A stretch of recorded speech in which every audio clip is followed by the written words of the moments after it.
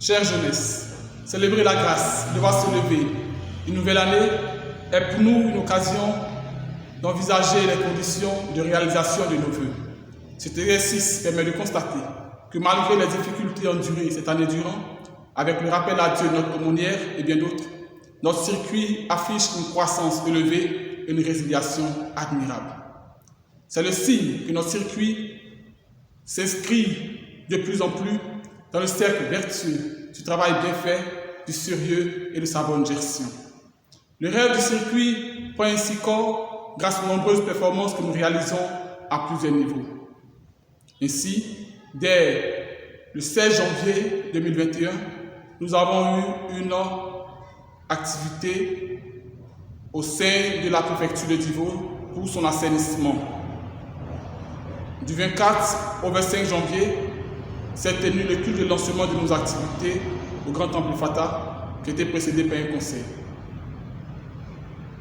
Chers membres du bureau, chère jeunesse, le 27 mars, nous avons eu une visite à la maison d'arrêt de correction de Divo, grande visite aux prisonniers et qui a été suivie par une remise de dons.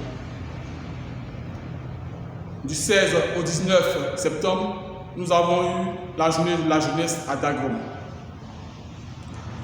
Au niveau de chaque structure, la communication a couvert médiatiquement toutes nos activités.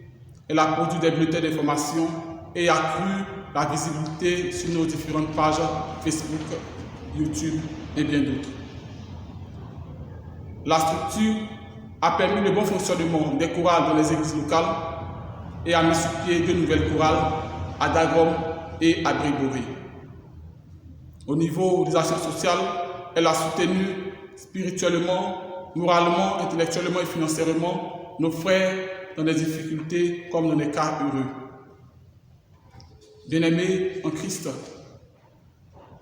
au niveau du bureau, nous avons eu à faire des réunions, des irréunions, à savoir avec la jeunesse méthodiste du Canaan au Congo, avec le très révérend pasteur Kevin Fox des États-Unis, avec le frère David Olibera, avec le frère Eliezer du Brésil. Au plan national, nous avons eu des séances de travail avec le circuit de Kotokodji, de Benjerville, de Dabou et bien d'autres, dans le cadre de l'amélioration de nos conditions de travail.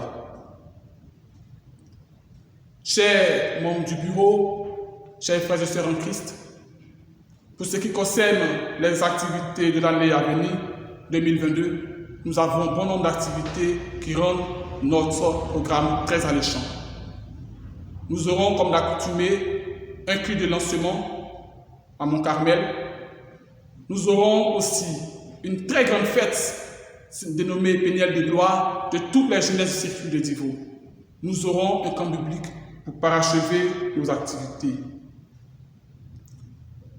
C'est ainsi un moment très important de remercier avec déférence toutes les personnes qui nous ont soutenus durant toute cette année, à savoir le très révérend pasteur Jean-Mel Loï, surintendant du district de Divo, le très révérend Kevin Fox des États-Unis, le pasteur principal du circuit de Divo, M.